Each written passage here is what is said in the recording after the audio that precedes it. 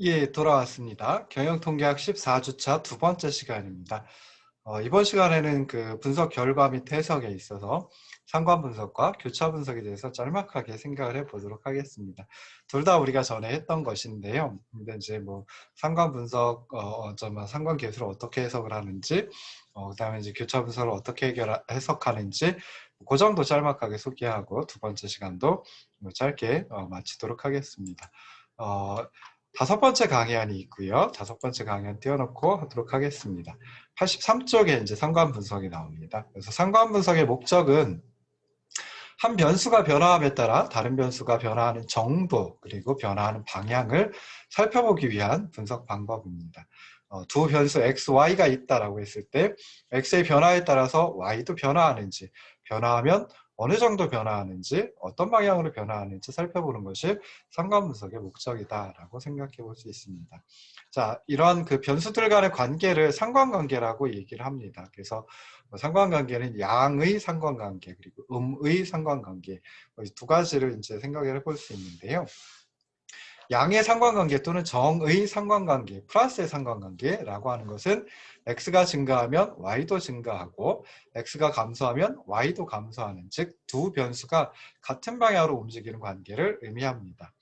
음의 상관관계 또는 부의 상관관계 또는 마이너스의 상관관계는 x가 증가하면 y가 감소하고 x가 감소하면 y가 증가하는 관계, 즉 두 변수가 서로 다른 방향으로 움직이는 관계를 의미한다라고 생각을 하시면 좋을 듯 싶습니다.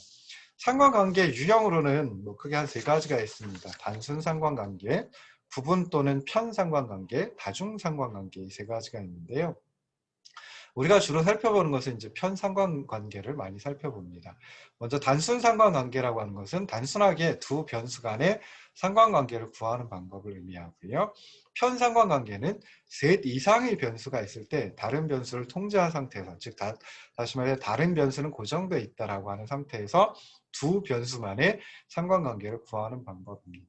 그리고 다중상관관계는 둘 이상의 변수에 가중치를 부여해가지고 상관관계를 구하는 방식인데요. 뭐 많이 활용하지는 않습니다. 자, 그러면 이런 그 상관관계를 분석할 때 상관계수를 가지고 합니다. 그래서 상관계수는 상관관계의 정도나 강도를 나타내주는 측정치, 척도이다라고 생각을 하시면 좋을 듯 싶습니다. 그래서 모든 변수가 등간 척도 또는 비율 척도이다라고 하면 피어스라는 학자의 정률 상관계수를 사용을 하고요. 우리가 흔히 사용하는 것입니다. 하나의 이상의 변수가 순서 척도 또는 서열 척도이다라고 하면 그때는 정률 상관계수, 즉 피어슨의 정률 상관계수를 사용하지 않고요. 스피어먼의 순위 상관계수, 뭐 스피어먼의 정말 순위 상관계수, 그리고 이제 뭐 켄달의 타우, 그다음에 감마 뭐 이런 것들을 활용을 합니다. 주로 우리가 많이 하는 것은 이제 피어슨의 정률 상관계수를 많이 활용을 합니다. 상관계수는 이제 주로 R이라고 하는 기호를 표현을 하고요. 상관계수의 크기는 마이너스 1에서 플러스 1까지의 값을 취합니다. 그러니까 아무리 적어도 마이너스 1보다 더 적어지진 않고요. 아무리 커도 플러스 1보다 더 커지진 않는다라고 생각하시면 좋을 듯 싶습니다. 그래서 상관계수의 부호가 플러스일 때, 즉 R이 0보다 크다라고 하면 두 변수는 양의 상관관계를 갖고 정의 상관관계를 갖고, 상관계수의 부호가 음이다, 마이너스이다, 즉 R이 0보다 적다라고 하면 그때는 두 변수가 음의 상관관계 또는 부의 상관관계를 갖는다라고 표현을 합니다. 상관관계가 존재하지 않을 때는 상관계수의 값이 0에 가까운 값을 갖게 됩니다. 그래서 상관계수를 통해서 상관관계 정도를 판단하는 것은 이제 학자들마다 좀 제시하는 게 다른데요. 보통 이제 0.8, 0.6, 0.4를 기준으로 해가지고 이제 많이 활용을 합니다. 그래서 상관계수의 값이 0.8보다 크거나 또는 상관계수의 값이 마이너스 0.8보다 적은 경우, 합쳐가지고 그냥 R의 절대값이 0.8보다 큰 경우 같으면 강한 상관관계가 있다라고 합니다. 이 절대값을 취했을 때 이제 두 가지로 해석이 가능한 거죠. 그래서 0.8, 요 경우 0.8보다 절대값이 0.8보다 크다라고 하는 것은 R이 0.8보다 크거나 같거나 또는 R이 마이너스 0.8보다 적거나 같은 경우가 됩니다. 그래서 R이 0.8보다 크거나 같을 때는 강한 정의 상관관계가 있다라고 표현을 하고요.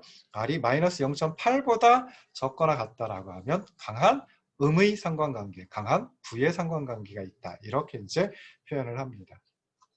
자, 그다음 0.6을 기준으로 해가지고요. 또 좀 아래 절대값이 0.6보다 크거나 같고 0.8보다 적다라고 하면 상관관계가 있다. 뭐 이런 정도로 이제 표현을 합니다. 그래서 그냥 절대값을 빼고 생각을 해보면요. R이 0.6보다 크거나 같고 0.8보다 작다라고 하면 플러스의 상관관계, 정의 상관관계가 있다라고 얘기를 합니다.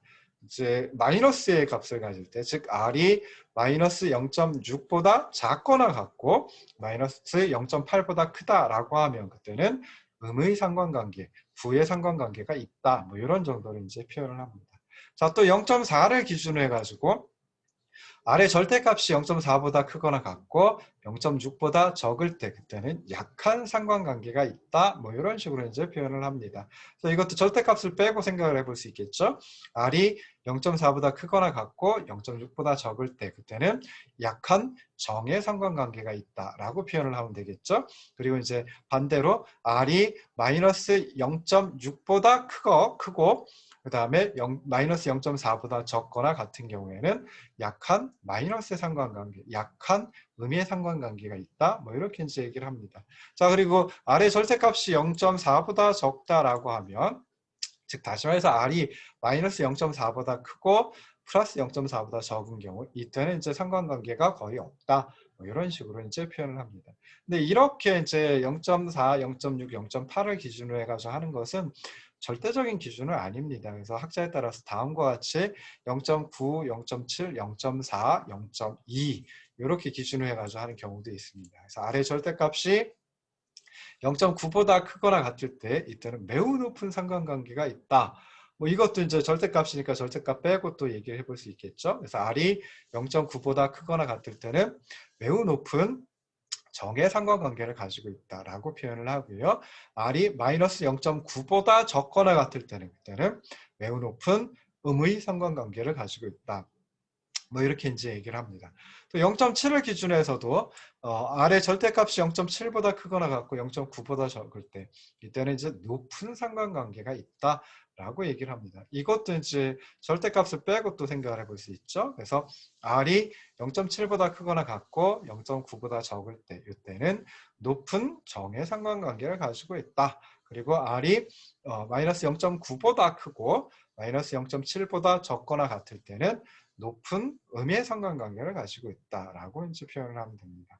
또 0.4를 기준으로 해서도 마찬가지죠. 그래서 아래 절대값이 0.4보다 크거나 같고 0.7보다 작을 때 이때는 비교적 높은 상관관계를 가지고 있다. 이렇게 이제 표현을 합니다. 이것도 이제 절대값 빼고 얘기하면요. R이 0.4보다 크거나 같고 0.7보다 적으면 비교적 높은 정의 상관관계를 가지고 있다라고 하면 되겠죠. 거꾸로 마이너스 0.7보다 크고 0.4보다 적거나 같을 죄송합니다. 마이너스 0.4보다 적거나 같을 때는 비교적 높은 음의 상관관계를 가지고 있다라고 이제 해석을 합니다. 자, 그리고 0.2를 기준으로 해가지고 또 생각을 해볼 수 있습니다. 그래서 아래 절대값이 0.2보다 크거나 같고 0.4보다 적을 때는 낮은 상관관계가 있다. 이런 식으로 이제 표현을 하고요. 절대값을 빼고 얘기해 보면은 R이 0.2보다 크거나 같고 0.4보다 적을 때는 낮은 정의 상관관계를 가지고 있다. R이 마이너스 0.4보다 크고 마이너스 0.2보다 작거나 같을 때는 낮은 음의 상관관계를 가지고 있다라고 이제 해석을 합니다.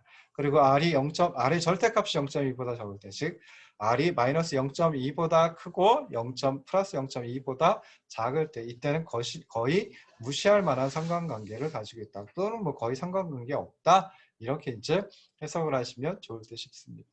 자, 그러면 이렇게 이제 상관계수 가지고 상관관계의 크기 또는 상관관계의 방향을 갖다가 이제 표현을 해볼 수 있는데요. 분석을 해볼 수 있는데요. 상관관계의 특성, 좀 잊지 마셔야 될 거 몇 가지가 있습니다. 그래서 첫 번째는 상관관계는 인과관계를 가정하는 것은 아니다라고 하는 점입니다. 그래서 인과관계라고 하면 두 변수가 있는데 한 변수는 원인을 나타내 주는 변수고 나머지 변수는 결과를 나타내 주는 변수일 때 인과관계가 존재한다. 뭐 이렇게 얘기를 합니다. 근데 상관관계는 인과관계까지 생각을 해보는 건 아니거든요. 그러니까 두 변수가 관계를 맺고 있을 뿐이지 그 중에 하나는 원인, 그 중에 하나는 결과 이렇게까지 분석을 하는 것은 아니다라고 하는 것입니다. 그래서 인과관계를 가정하지 않는다라고 해서 인과관계를 배제하는 것도 아닙니다. 인과관계가 있을 수도 있지만 상관 분석을 통해서는 인과관계까지 분석을 할 수 없다라는 점 기억을 하시면 좋을 듯 싶습니다. 그 다음에 두 번째, 상관관계의 정도를 나타내주는 상관계수는 확률적인 의미를 가지고 있습니다. 그러니까 상관계수는 두 변수의 상관성이 뭐 이 정도일 것이다라고 예측을 하는 것뿐이지 가설 검정을 통해서 통계적 의미를 판단하는 것이 정확하다라고 생각을 해볼 수 있습니다. 그래서 가설 검정을 통해 가지고 상관계수가 0인지 또는 0이 아닌지 이 두 가설 중에 어떤 가설이 맞는지를 판단을 해야 된다라고 생각을 하시면 좋을 듯 싶습니다. 그리고 세 번째, 상관계수는 등간성 또는 비율성이 존재하는 것을 의미하지 않습니다. 그래서 상관계수가 0.2일 때와 상관계수가 0.3일 때 그 차이가 상관계수가 0.4와 0.5의 차이와 같다라고 볼 수 없습니다. 등간성, 간격이 동일하지 않다라고 하는 거죠. 그 다음에 상관계수 0.4가 상관계수 0.2의 정확히 2배이다. 이렇게도 표현할 수 없습니다. 그래서 상관계수는 등간성, 비율성, 존재하는 것을 의미하는 것은 아니다라고 생각을 하시면 좋을 듯 싶습니다. 자, 마지막 네 번째는 이제 우리가 주로 하는 게 피어슨의 R, 즉 피어슨의 정률 상관계수를 가지고 얘기를 하는데요. 이 피어슨의 정률 상관계수는 두 변수가 선형 관계일 때, 즉 직선적 관계일 때 또는 1차 함수의 형태일 때 그때 사용이 가능한 것이지, 두 변수가 비선형 관계일 때, 즉 곡선적인 관계, 뭐 2차 함수라든지 로그 함수라든지 지수 함수라든지 이런 경우에는 정률 상관계수를 이용하면 좀 안 좋다라고 생각을 하시면 좋을 듯 싶습니다. 이럴 때는 이제 상관비라고 하는 걸 사용을 하는데요. 뭐 실제로 이렇게까지 사용한 적은 저는 없습니다. 그래서 두 변수가 선형관계에 있는지 그렇지 않은지는 이제 우리가 전에 한번 했었죠. 삼포도라고 하는 걸 찍어보고 삼포도와 같은 이제 그래프를 그려보고 가늠을 해볼 수 있다라고 생각을 하시면 좋을 듯 싶습니다. 그래서 일반적으로 상관 분석 그 결과를 해석할 때는 상관계수와 함께 유의 확률이라는 것을 구합니다. 실제로 우리가 구하는 건 아니고 예전엔 구했었습니다. 근데 지금 이제 컴퓨터 프로그램이 워낙 발달을 하다 보니까 유의 확률이라고 하는 것까지도 이제 구해줍니다. 그래서 유의 확률은 두 변수 간에는 상관관계가 없다 또는 두 변수는 0의 상관관계를 갖는다. 즉 두 변수의 상관계수가 0이다라고 하는 가설에 대한 통계적 의미를 나타내 줍니다. 그래서 유의 확률은 이제 알파라고 보통 표현을 하는데요. 알파가 0.01보다 적다라고 하면 알파 값은 유의 확률 값은 컴퓨터 프로그램이 구해주거든요. 그래서 그럴 때는 유의 수준 1%에서 통계적으로 유의하다. 즉 유의 수준 1%에서 알파가 0이 아니라는 것이 통계적으로 의미가 있다. 이런 식으로 이제 해석을 하시면 되고요. 알파 값이 유의 확률 알파가 0.05보다 적다라고 하면 그때는 이제 유의 수준 5%에서 두 변수가 상관관계를 가지고 있다라고 하는 점이 통계적으로 유의하다라고 이제 생각을 하시면 좋을 듯 싶습니다. 또 알파가 0.1보다 적을 때, 그러니까 0.05보다 크고 0.1보다 적을 때, 그때는 유의 수준 10%에서 통계적으로 유의하다. 이렇게 이제 해석을 합니다. 그래서 상관 분석에 대한 결과에서 이제 통계적으로 유의미한 결과 뭐 많이 찾아내야 되겠죠. 그게 좋은 거니까요. 근데 그 유의 확률이 낮으면 낮을수록 상관관계 정도가 매우 높다. 뭐 이렇게 이해할 수 있는데요. 이 잘못된 겁니다. 그래서 유의 확률에 대한 통계적 의미는 두 변수의 상관관계가 0이다라는 가설에 대한 검정 결과를 의미할 뿐이지 상관관계의 정도는 상관계수의 그 절대적인 크기, 값에 의해서 결정된다라고 생각을 하시면 좋을 듯 싶습니다. 자, 그리고 이제 마지막으로 교차 분석에 대해서 이제 한번 살펴볼 겁니다. 교차 분석도 전에 우리가 교차표, 엑셀 프로그램에서 교차표 만들어가지고 이제 한번 분석을 해봤었죠. 그래서 교차 분석은 이제 두 개의 변수를 교차시키는 교차표를 만들어가지고 각각에 해당하는 빈도 그리고 비율을 구하고 분석을 하는 방법이다라고 생각을 하시면 좋을 듯 싶습니다. 예를 들어가지고 성별 변수가 하나 있고요. 남성, 뭐 여성, 뭐 이렇게 나눠 볼 수 있겠죠. 학력 변수가 하나 또 있습니다. 그래서 고졸, 대졸, 뭐 대학원 졸, 뭐 이렇게 가지고 이제 교차 분석을 실시하면은 성별이 남성인 경우에 학력의 빈도와 비율 세 개가 나오겠죠. 고졸, 대졸, 대학원졸이니까요. 그 성별이 여성인 경우에 학력의 빈도와 비율도 뭐 구해볼 수 있습니다. 그리고 이제 학력에 대해서도 구할 수 있거든요. 그래서 학력이 고졸인 경우에 성별의 빈도와 비율, 또 학력이 대졸인 경우에 성별의 빈도와 비율, 학력이 대학원졸인 경우에 성별의 빈도와 비율, 이런 것들을 이제 각각 찾아낼 수 있습니다. 그래서 교차표를 만들어내죠. 그래서 교차표는 두 변수가 정량적이거나 또는 정성적인 경우에도 사용할 수 있는데, 정량적인 변수는 먼저 이제 구간을 정해야 된다라고 지난번에도 설명을 드렸습니다. 그래서 교차표는 이제 두 변수에 관한 자료를 요약하는 표라고 할 수 있는데, MS 엑셀을 통해서도 살펴볼 수 있고요. 그다음에 PASW 또는 SPSS라고 하는 통계 프로그램을 이용해서 작성을 해볼 수 있습니다. 간단하게 데이터만 입력을 하면은, 입력하고 이제 교차 분석해 주세요 또는 교차표 만들어 주세요라고 하면은 이 통계 프로그램들이 만들어 주죠. 그래서 예를 들어 가지고 306명의 응답자를 대상으로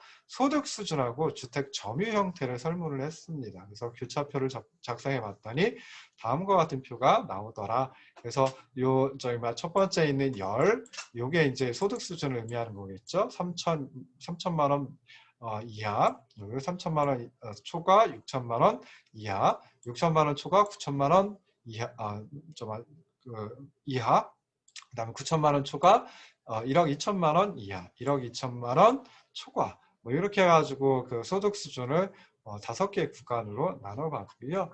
그 다음에 주택 점유 형태는 자가, 전세, 월세, 뭐 이렇게 해가지고 나눠봤습니다. 그래서 교차표를 이런 식으로 이제 구성을 해봤죠. 자, 그러면 이 표를 보시면은 3천에서 6천이면서 자가, 주택 점유 형태가 자가인 그런 경우가 99명으로 이제 가장 많습니다. 자, 그 다음에 또 여기 있는 요거 볼까요? 그래서 소득 수준이 9천만 원에서 1억 2천만 원 사이인데 전세를 살고 있는 사람 없지요. 월세를 살고 있는 사람도 없습니다. 그러니까 6천 이상인 경우에는, 6천만 원 이상인 경우에는 월세를 살고 있는 사람이 하나도 없는 거죠. 그리고 9천만 원 이상일 때는 전세를 살고 있는 사람이 하나도 없다. 뭐 이런 것도 이제 찾아내 볼 수 있습니다. 그 다음에 이쪽 맨 오른쪽에 있는 78명, 141명, 63명 해가지고 이 맨 끝에 열에 있는, 맨 마지막 열에 있는 요것들은 각각 소득 수준 3천만 원 이하, 소득 수준별로 합계를 갖다가 얘기하죠. 그러니까 소득 수준의 각 범주에 따른, 각 구간에 따른 빈도이다. 이렇게 이제 생각을 해볼 수 있습니다. 그 다음에 요 맨 마지막 행, 요걸 보시면은, 요 맨 마지막 행은 자가인 응답자 219명, 전세인 응답자 75명, 월세인 응답자 12명 해가지고 자가, 전세, 월세, 즉 주택 점유 형태별로 빈도를 갖다 나타내 준다. 뭐 이렇게 이제 생각을 해볼 수 있습니다. 그래서 자가가 219명으로 가장 많죠. 그다음에 소득 수준은 3천에서 6천만 원 사이가 141명으로 가장 많다. 뭐 이렇게 이제 생각을 해볼 수 있습니다. 자, 그래서 이럴 때 이제 행백분율 그리고 이제 열백분율로 변환해가지고 이제 구하면 좋다라고 했죠. 그래서 교차표의 값을 행백분율, 열백분율로 변환을 할 수 있는데요. 자, 각 셀의 값을 맨 오른쪽 열에 있는 합계로 나누어서 행백분율을 구할 수 있습니다. 그러니까 아까 3천만 원 미만이다라고 했을 때는 자가가 48명, 전세가 21명, 월세가 9명, 그래서 합쳐가지고 총 78명이었는데요. 근데 그 중에 자가인 비율은 78명 중에 48명이니까 61.5%, 그 다음에 전세인 비중은 78명 중에 21명이니까 26.9%, 그 다음에 월세인 비중은 전체 78명 중에 9명이니까 11.5%, 뭐 이렇게 해가지고 이제 행백분율을 구할 수 있습니다. 그러니까 행백분율은 어떤 한 행의 합을 가지고 이제 비율을 구한 것이죠. 그래서 맨 끝에 이제 맨 오른쪽 열에 100% 해가지고 이렇게 나오도록 한 게 행백분율이다라고 생각해 볼 수 있습니다. 자, 그래서 보시면은 이거 가지고 보면은 좀 아까 빈도만 가지고 봤을 때보다 조금 더 이제 정확한 의미를 알 수 있죠. 그래서 3천만 원 미만일 때는 자가의 비율이 61.5%였고 전세가 26.9%, 월세가 11.5%였습니다. 3천만 원 이상 6천만 원 미만이다라고 했을 때는 자가의 비중이 70.2%, 전세가 27.7%, 월세가 2.1%, 월세가 좀 굉장히 많이 낮아졌죠. 그 다음 6천에서 9천만 원 사이에서는 자가가 76.2%, 전세가 23.8%, 월세는 0%입니다. 그러니까 이렇게 가면 갈수록 소득 수준이 늘어나면 늘어날수록 자가의 비율이 더 많아지는구나. 그리고 소득 수준이 낮을수록 전세나 월세 비중이 더 높아지는구나. 이런 점을 이제 살펴볼 수 있습니다. 자, 그리고 나서 이제 열백분율을 가지고도 살펴볼 수가 있죠. 그래서 각 셀의 값을 마지막 행의 합계로 나누어 가지고 구한 게 열백분율입니다. 그래서 자가는 3천만 원 이하인 그 소득을 가진 사람이 48명, 3천에서 6천 99명, 그다음에 6천에서 9천 48명, 9천에서 1억 2천 15명, 1억 2천 이상 9명, 그래서 총 219명이 자가라고 응답을 했습니다. 그래서 3천만 원 미만일 때 48명이니까 48명을 219명으로 여기 합계 219명으로 나눠주면은 21.9%가 되고요. 3천에서 6천 사이인 소득 수준을 가진 사람은 99명이니까 그걸 219명으로 나눠주면은 45.2%를 찾아낼 수 있습니다. 마찬가지로 해서 6천에서 9천은 21.9%, 9천에서 1억 2천은 6.8%, 그다음에 1억 2천 이상은 4.1% 이렇게 생각해 볼 수 있죠. 전세도 마찬가지로 이렇게 소득 수준별로 또 비중을 생각을 해볼 수 있죠. 전세는 총 75명이 전세라고 응답을 했는데 그중에 3천만 원 미만인 경우는 21명이니까 28%, 그 다음에 3천에서 6천 사이는 39명이니까 52%, 6천에서 9천 사이는 15명이니까 20%, 그 다음에 9천 이상은 없죠. 월세도 마찬가지로 총 12명이 월세를 살고 있다라고 대답을 했는데요. 그 중에 9명은 3천만 원 미만이고요. 75%가 됩니다. 그리고 3천에서 6천만 원 사이는 3명, 25%가 되고요. 6천만 원 이상은 아무도 없죠. 그래서 이거 가지고 이제 생각해 볼 수 있는 게 주택 점유 형태가 자가인 응답자 중에는 소득 수준이 높은 응답자의 비중이 좀 높다라고 생각해 볼 수 있고요. 전세나 월세 같으면은 소득 수준이 낮은 응답자의 비중이 상대적으로 더 많다. 이렇게 이제 생각을 해볼 수 있습니다. 그래서 교차 분석 가지고는 이렇게 여기서처럼 소득 수준별로 주택 점유 형태를 살펴본다든지 또는 주택 점유 형태별로 소득 수준의 어떤 추이를 살펴본다든지 라고 하는 걸 좀 생각을 해볼 수 있습니다. 자, 교차 분석을 검정할 때는 이제 카이스퀘어 검정이라고 하는 걸 활용을 합니다. 그래서 여기 이제 여러 가지 것들을 갖다가 이제 설명을 해놨는데요.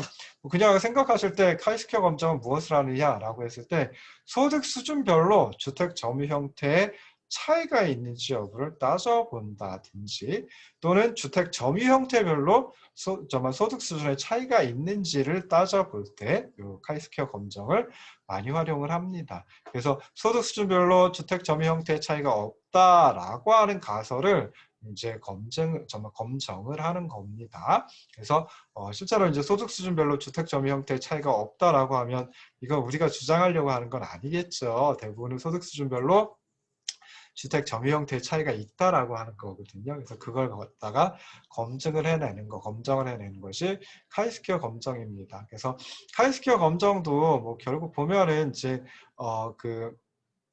P값이라고 하는 유의 확률을 계산을 해냅니다. 그래서 아까 유의 확률을 알파라고 했었는데요. 유의 확률을 보통은 이제 P라고 또는 P-value, P값이라고 하고요. 알파는 유의 수준이라고 합니다. 그래서 유의 수준은 0.01, 1%, 0.05, 5%, 0.10, 10% 이 세 가지로 다 주로 두고요. 그래서 P값, 유의 확률, 컴퓨터가 구해줍니다. 이 유의 확률이 유의 수준 알파보다 더 적다라고 하면 그때는 규모가설, 즉 각 소득 수준의 주택 점유 형태에는 차이가 없다. 소득 수준별로 주택 점유 형태가 차이가 없다라고 하는 걸 기각하고요.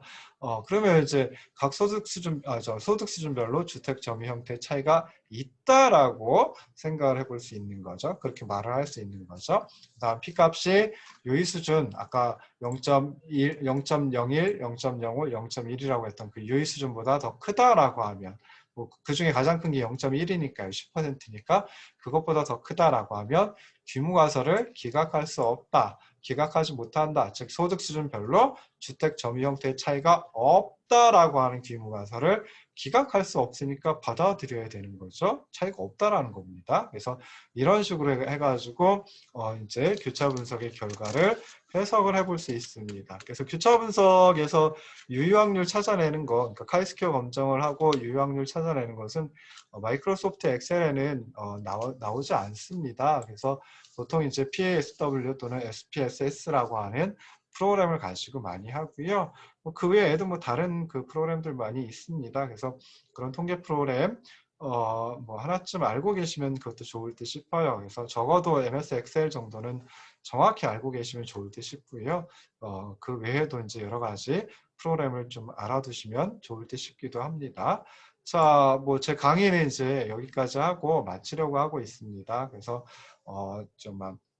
기술 통계 분석, 그 다음에 설문지 작성, 그 다음에 표본 추출 표본 추출 방법, 그리고 이제 분석 결과 및 해석까지 해가지고 설명을 드렸는데 강의를 드렸는데요. 실제로 이제 통계 프로젝트 하는 게 이 경영통계학 과목, 협동학습형 과목인 경영통계학 과목의 주안점이었습니다. 아쉽게도 그 통계 프로젝트 여러분들이 이제 주제를 선정을 했고 그다음에 설문지 구성까지 마쳤는데 근데 이제 그 다음 과정이 좀 여러분들은 진행을 했죠. 근데 발표를 하지 못하고 하는 게 좀 아쉽긴 합니다. 그래서 제 강의는 여기까지 이제 하고 마치려고 하고 있고요.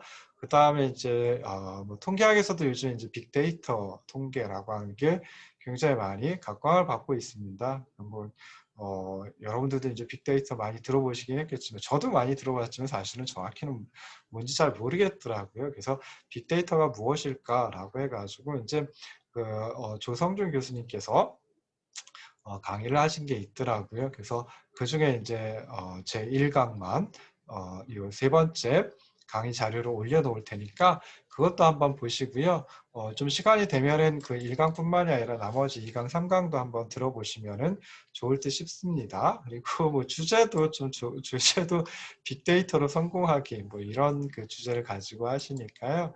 그것도 한번 좀 시간이 날 때 잘 들어주시면은 좋을 듯 싶습니다. 부족한 강의 그리고 부족한 그 설명이었지만 잘 따라와 주셔서 고맙고요. 그리고 좀 그 프로젝트 최종 발표를 하지 못해가지고 좀 많이 아쉽기도 합니다. 여러분들이 이렇게 이제 경영통계학에서 하셨던 거 이걸 기초로 해가지고 나중에 그 캡션 디자인 과목에서도 좀 잘 활용을 하셨으면 좋을 듯 싶고요. 그리고 제 강의는 항상 말씀드리는데 AS 기간이 5년입니다. 그래서 5년 동안은 그냥 언제 찾아오시든지 어떤 걸 물어보시든지 어떻게 다 제가 알고 있는 한 답변을 드릴 겁니다. 그래서 나중에 캡션 디자인 과목을 하실 때도 여러 번 찾아오세요. 그래서 여러 번 들어보면은 아무래도 좀 더 좋은 분석, 더 좋은 분석 결과, 더 좋은 해석 이런 것들을 얻으실 수 있을 테니까요. 나중에 캡션 디자인 과목에서도 많이 찾아오시면은 좋을 듯 싶습니다. 이렇게 얘기해도 다 까먹긴 합니다. 많은 그래도 기억해 두시면 좋을 듯 싶습니다. 자, 한 학기 동안 제 강의 들어주셔서 정말 고맙습니다. 항상 건강하고 평안하시길 기원합니다. 고생하셨습니다.